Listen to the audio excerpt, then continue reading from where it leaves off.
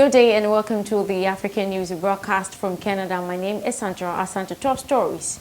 Abiy urges all weapons fight against Tigray forces advance. Tigray general roots out talks with the government. Also, U.S. alarmed by reported takeover of Ethiopian towns. This and more stories coming up after the break. Stay tuned.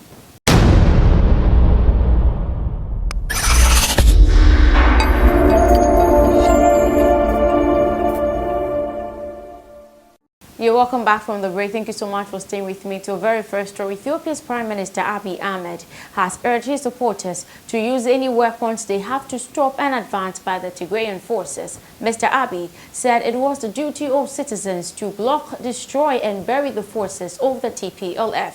He issued the appeal on Facebook after the forces said they made further territorial gain in the Amhara region, taking them closer to the Ethiopian capital, Addis Ababa. A TPLF spokesman, Getachew Reda, said they had captured Kombolcha city and that their only aim was to break the siege of Tigray. The Ethiopian government has denied assertions by the TPLF forces that they have seized Kombolcha and nearby Addis in the Amhara region. It came as a spokesman for the force Oromo Liberation Army, Ola, said they had taken Kamisa city about 50 kilometers, that is 33 miles from Kombolcha, and 325 kilometers from Addis Ababa, and were fighting with the government forces.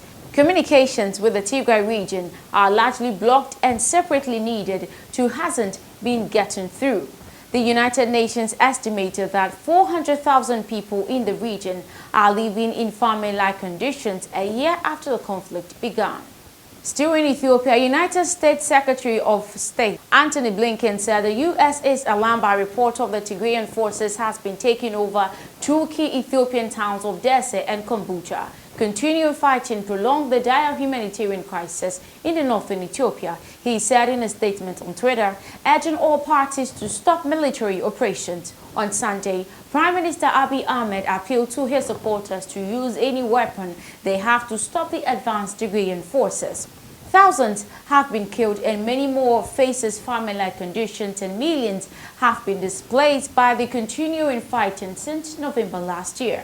Still in Ethiopia's Tigray region, the top general of Tigrayan forces, Tese Gabritesai, has held and ruled out negotiations with the Ethiopian government, saying the war is nearing its end. Teskai, also quoted by eri-tv, as saying that there is nothing that can be resolved through negotiations. The government's communication office has, meanwhile, accused Tigrayan forces of killing dozens of civilians in Kombolcha town.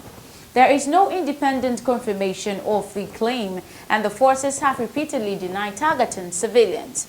Away from Ethiopia, we move to Sudan, and military forces shot dead 3 people during the nationwide protest in Sudan on Saturday, medics said, as tens of thousands of people demanded the restoration of a civilian-led government after the military coup.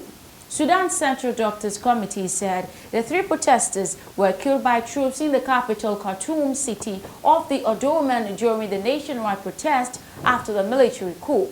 But Sudanese police denied shooting the protesters, saying on the state TV that one policeman sustained gunshot wounds.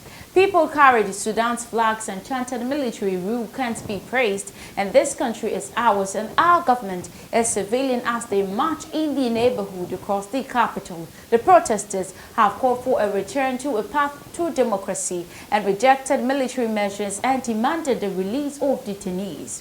According to the Sudan TV, Sudanese security forces closed the majority of the main roads and bridges in Khartoum, with the exception of the Halfaya and the Soba bridges. People also took to the streets in cities in the central, eastern, northern and western Sudan. Crowds swelled to the hundreds of the thousands in Khartoum, said the Reuters witness. This is where I draw the curtains on African News. Thank you so much for watching. My name is Sandra Asante. You should have a blissful day.